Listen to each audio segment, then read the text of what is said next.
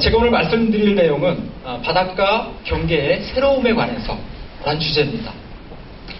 지금 마음에 드시나요? 네, 그렇습니다. 아마 그 아주 사소한 변두리 이야기가 될 수도 있을 것 같습니다. 버나드 쇼가 이런 얘기를 했습니다. 우리 사회에 위험한 것은 불신이 아니라 믿음이다. 그러니까 무엇에 대한 믿음이 오히려 믿지 못하는 것보다 더 위험할 수 있다는 얘기입니다. 여러분 혹시 신화 속에 메두사라고 하는 인물 아시나요? 네, 메두사의 눈빛은 모든 것을 화석화시켜버립니다. 사실 메두사는 아주 아름다운 처녀였습니다.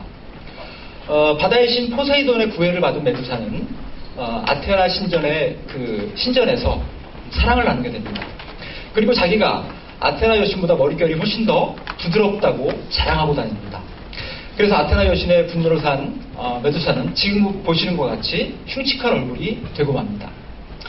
자, 우리 시대의 메두사는, 여러분이 보시는 메두사는 아마 우리의 고정관념, 그 다음에 상투적인 생각들, 이런 것들이 아닐까 생각을 해봤습니다.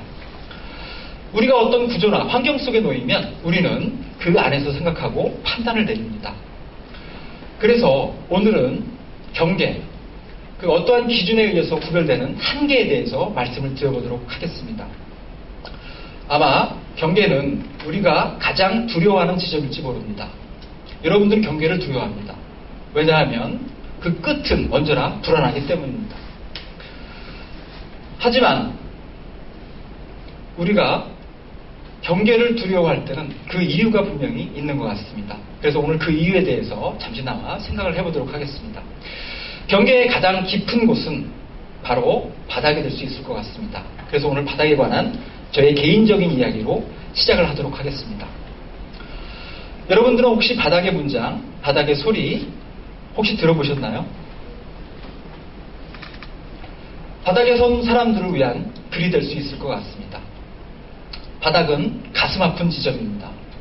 그래서 사람들은 바닥을 싫어합니다. 바닥의 냉정한 그 침묵의 깊이는 존재 자체만으로도 우리에게 두려움을 주기에 충분한 것입니다. 바닥의 싸늘함을 느껴보지 못한 사람들은 바닥에 존재하는 이유와 바닥에 던지는 수많은 질문들을 아마 이해하지 못할 것입니다. 바닥은 어쩌면 당신의 과거에도 존재해왔고 당신이 희망차게 바라보는 미래에도 존재할 것입니다. 바닥은 어디에나 있기 때문입니다. 많이 울었습니다. 바닥에서 바닥을 원망했었습니다. 바닥에서 바닥의 존재를 애써 부정하고 잊으려 했었습니다. 바닥에서 무작정 도망치려 했었습니다. 그것은 내가 아니라고, 바닥은 내 인생에 없는 거라고 부정하기 시작했습니다. 때론 차가운 바닥에 주저앉아 바닥에서 나를 구원해줄 누군가를 한없이 기다리기도 했습니다. 그때까지도 바닥이 내 인생의 일부분이라고는 생각지도 못했습니다. 그런데 말입니다. 어느 순간부터 바닥이 편해지는 때가 있었습니다. 그때 바닥이 있어 다행이라는 생각까지 들었습니다. 바닥은 내 추락의 종점이기 때문입니다. 더 이상 내려가야 할 심연은 존재하지 않았습니다. 그 순간 바닥과 막힌 벽들의 얘기를 들었습니다. 그것은 바닥의 역사에 관한 것이었습니다. 바닥을 거쳐갔던 수많은 사람들의 이야기였습니다. 먼저 떨어졌던 누군가가 좌절하지 않고 말하려 했던 기록이었습니다. 당신이 바닥에 서 있다면, 그리고 그 바닥이 끝이라고 여겨진다면 호흡을 가다듬고 바닥에 귀 기울여 보시기 바랍니다. 먼저 내가 지키려 했던 기득권과 스스로 움켜쥔 것과 어깨에 무거운 짐을 온전히 내려놓으십시오. 가득 진 손으로는 아무것도 잡을 수가 없습니다. 자신을 가장 가볍게 만든 다음 일어서 보세요. 그리고 뛰어보세요. 중력을 거스르는 황홀한 비상을 꿈꾸는 것입니다. 그것은 바닥이 있기에 가능한 일일 것 같습니다. 바닥을 이기려면 자신의 모든 중력과 자신의 모든 호흡을 걸고 대답해야 합니다. 바닥이 있기에 가장 높은 꿈을 꿀 수도 있다는 사실을 바닥은 가장 낮은 목소리로 이야기합니다. 바닥을 긍정하는 사람들에게만 바닥은 반란을 이야기합니다. 바닥을 자신의 일부로 받아들이는 사람들에게만 바닥은 상승의 꿈을 고백합니다. 여기가 진정 바닥이라면 우린 올라갈 일만 남은 것입니다. 어때요? 바닥의 소리, 바닥의 문장 들어보셨나요? 소리가 들렸습니까? 네, 알겠습니다. 그래서 누군가에게 바닥은 역설의 문장이 될 수도 있고요. 희망의 문법이 될 수 있습니다. 자, 만약에 여러분들이 바닥과 실패를 경험하고 있다면 오히려 그것은 아직 젊다는 것이 될 수 있습니다.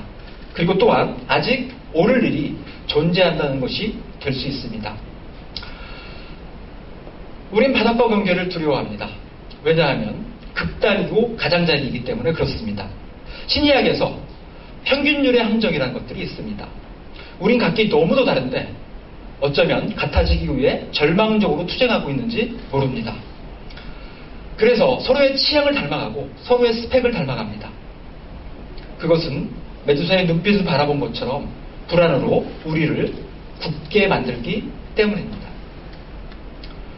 바닥과 경계에 있다면 이제 그것을 성찰해 볼 시간이 된 것 같습니다. 그래서 생각의 바닥에 앉아 침묵의 뼈를 찾아보기도 하고 마음의 냄새를 맡아보시기 바랍니다. 그리고 거기서 쓰고 기록해 보십시오. 제가 첫 번째 스튜디오를 열었을 때 그 심볼은 헤르메스가 되어야만 했습니다. 제가 만든 회사의 심볼이었습니다. 자, 경계의 가장 낮은 곳은 바닥입니다. 그것은 인간들의 세계입니다. 경계의 가장 높은 곳은 하늘입니다. 그것들은 신들의 세계입니다. 헤르메스는 카두세우스라는 지팡이를 들고 다닙니다. 이 카두세우스에는 독수리와 뱀이 조각되어 있습니다. 독수리는 하늘을 상징하고 뱀은 바닥을 상징합니다. 그래서 헤르메스는 전령의 신이기도 합니다. 끝과 끝을 이어주는 메신저, 이게 바로 접속사의 역할입니다. 바로 헤르메스가 이 접속사의 역할을 하는 신입니다. 한때 연금술을 헤르메티쿰이라고 불렀습니다. 헤르메티쿰이라고 하는 것은 헤르메스의 기술이라고 하는 뜻입니다. 이전의 연금술사들은 우리 주변의 흔한 광물로서 금과 은을 만들려는 노력들을 했습니다. 자, 그렇다면 현대의 연금술은 무엇일까요? 많은 사람들이 현재의 기술을 헤르메스의 기술이라고 얘기를 합니다. 그리고 어떤 학자들은 지금 시대를 헤르메스의 시대라고 얘기도 합니다. 그것은 바로 경계를 해체하고 넘나드는 기술에 있습니다. 기꺼이 경계에 서서 경계를 해치웠던 사람들의 역사를 살펴보도록 하겠습니다. 첫 번째는 피카소의 큐비즘 시절의 작품들입니다.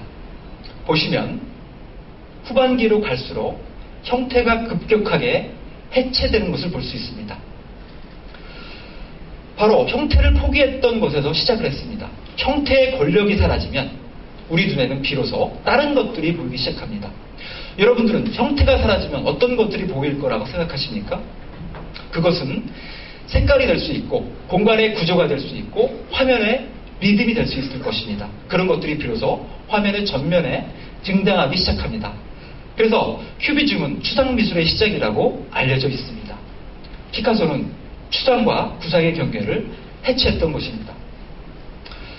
어느 남자가 뉴욕에 있는 존스 해변에서 누워 있습니다. 5시간 후 어떤 일이 벌어질까요? 네, 그것은 다음과 같습니다. 제목은 이도 화상을 위한 독서 자세입니다. 그래서 책을 덮은 부분만 제외하고 나머지가 빨갛게 그린 것을 볼 수 있습니다. 나는 내 자신이 채색되게끔 한다. 내 피부는 물감이다. 나는 빨개지는 행위를 느낀다라고 데니스 오펜하임이 얘기하고 있습니다. 데니스 오펜하임은 물감과 이 재료의 경계를 해체하고 있는 것입니다. 여러분 누군지 아십니까? 네, 그렇습니다. 바로 플럭서스 시절에 젊고 패기만만했던 백남준입니다. 백남준은 보시다시피 가위를 들고 있습니다. 퍼포먼스 도중에 가위를 들고 자기 스승이었던 존 케이지의 넥타이를 자르고 있습니다. 백남준이 자르였던 것은 단순하게 넥타이가 아니었을 것입니다. 그것은 플럭서스라고 하는 경계에 대한 반항이었고 그 경계를 뛰어넘으려는 의도로 읽혀집니다. 그래서 백남준은 비디오 아트라는 영역들을 선도하게 됐습니다. 자, 지금 보시는 그림은 커피하우스 초창기의 모습입니다. 영국의 커피하우스, 프랑스의 카페의 모습입니다. 초창기 커피하우스는 단순하게 커피를 마시는 장소가 아니었습니다. 그것은 경계를 허물었던 장소입니다. 사람과 정보가 집중되고 비로소 정보라는 것이 하나의 권력으로 자리 잡기 시작했습니다.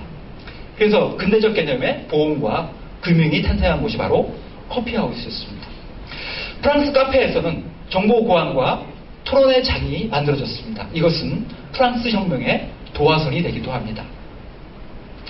이것은 제 제자의 사진입니다.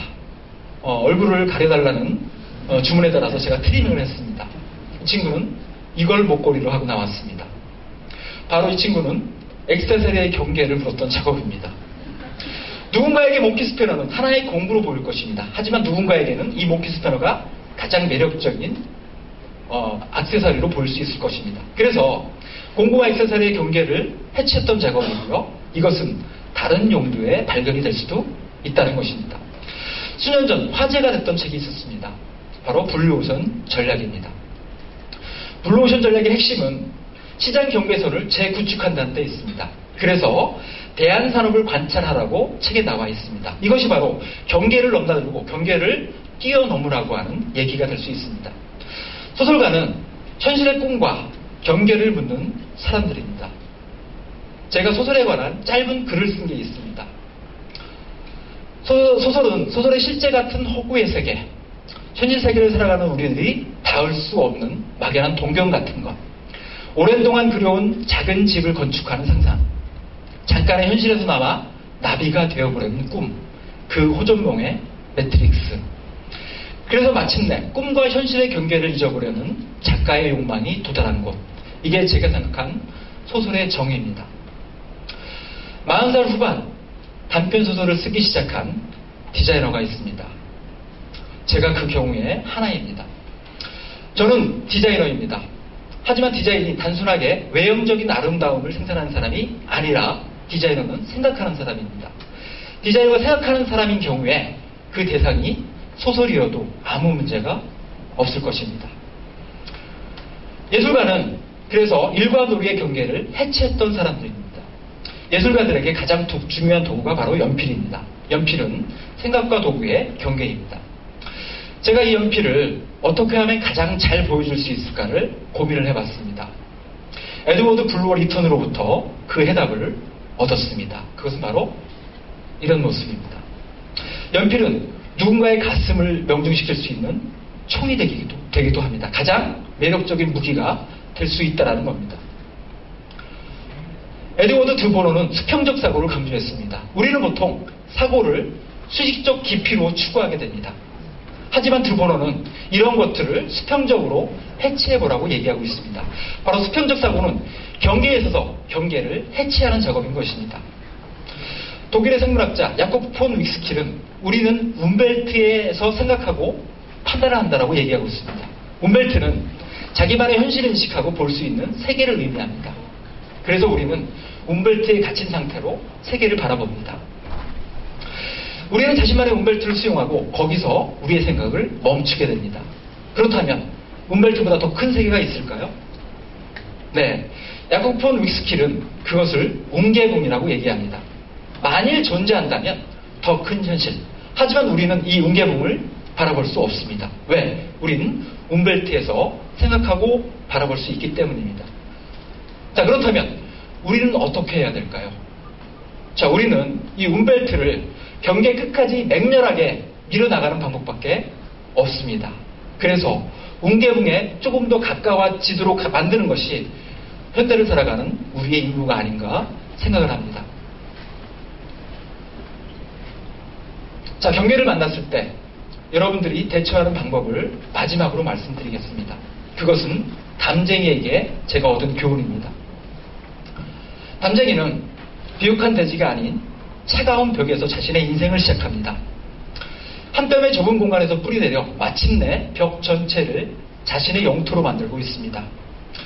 제가 쓴 담쟁이에게 란 시를 소개시켜 드리겠습니다. 누군가는 메아리 없는 벽을 향해 열렬한 고백을 해야 한다. 누군가는 한 줌 습기 없는 땅에서도 봄을 기다려야 한다. 누군가는 면역 없는 외로움과 지치도록 싸워야 한다. 모두가 비옥한 대지를 꿈꿀 때 누군가는 차가운 궁핍과 마주해야 한다. 모두가 성급하게 철거를 떠올리는 그 폐허의 풍경 속에서도 누군가는 희망의 문신을 새겨야 한다. 누군가는 누군가의 허물을 사랑하고, 누군가는 누군가의 슬픔을 엮어내고, 누군가는 누군가의 고독을 위로하여, 그리하여 누군가의 언어가 되고, 누군가의 창문이 되고, 누군가의 계절이 되어 마침내 거대한 불무의 벽을 허문다. 자, 그래서 담쟁이는 가장 낮은 나무지만 누구보다도 가장 높게 오를 수 있습니다. 담쟁이를 유심히 관찰하다 보면 담쟁이가 보여주는 것들이 이런 것만이 아니라는 것을 깨닫게 됩니다. 가끔 가다가 운이 좋다면 이렇게 세계를 만나기도 합니다. 경계, 제가 아까 말씀드렸듯이 경계는 어떠한 기준에 의해서 구별되는 한계를 의미합니다. 자, 그렇다면 경계는 기준을 바꿀 때 사라질 수 있다는 것입니다. 현대는 이전에 지배했던 하나의 이념과 관념이 지배하던 시대가 사라졌습니다. 이제는 곳곳에 수많은 원리들이 산재한 시대입니다. 이른바 포스트 모더니즘의 시대라고 할 수 있습니다. 포스트 모더니즘의 특징은 중심의 해체와 중심의 이동으로 요약할 수 있습니다. 비로소 경계가 각광을 받기 시작한 시대가 된 것입니다. 경계는 어디까지나 기준이 있어야 성립이 됩니다. 그러므로 여러분들은 여러분만의 방식대로 여러분만의 경계를 만드시길 기원드리겠습니다. 기꺼이 경계에 있어서 경계를 끝까지 맹렬히 밀고 나가시길 바랍니다. 바실리 칸딘스키는 정신활동을 예각삼각형에 비유했습니다. 예각삼각형의 정점에 선 외로운 사람들만이 기쁨에 탄 통찰을 얻을 수 있다라고 말합니다. 하지만 그것은 일반 사람들의 이해를 넘어선 것이기 때문에 정점에 선 사람들은 지독한 외로움과 슬픔을 견뎌내야 합니다. 자, 경계의 가장 밑바닥에 선 우리가 경계의 가장 높은 꼭지점까지 오르는데 얼마만한 시간이 걸릴까요? 그것은 알 수 없습니다. 그냥 오르는 일밖에 없습니다. 왜 오르는가에 대한 질문은 어쩌면 경계에서 내려올 때, 정상에서 내려올 때 찾을 수 있을 것입니다. 아니, 찾지 못한다 해도 크게 상관없습니다. 왜냐하면 그 등적의 과정 속에서 우리는 이미 다른 질문들을 던지고 있기 때문일지 모릅니다. 다시 메두사로 돌아가겠습니다. 메두사는 우리에게 언제나 고정관념과 굳어진 상식을 요구하고 있습니다. 여러분들 혹시 신화 속에서 이 메두사의 목에 밴 인물이 누군지 아십니까? 그것은 바로 페르세우스였습니다.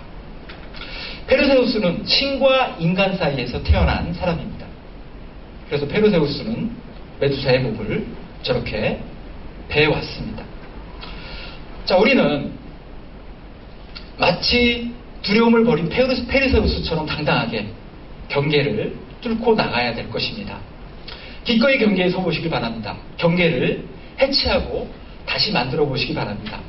경계는 바로 새로움의 시작이기 때문입니다. 그곳에서 무언가 새롭게 여러분만의 경계를 만들어 가시기 바랍니다. 때로는 아마 헤르메스가 그 경계를 해체하는데 도움을 줄 수 있을 것 같습니다. 사실 페르세우스는 헤르메스에게서 어디든지 갈 수 있는 신발을 신고 메두사의 목을 베게 됩니다. 저의 경계에 관한 아주 사소한 이야기는 여기서 마치도록 하겠습니다. 감사합니다.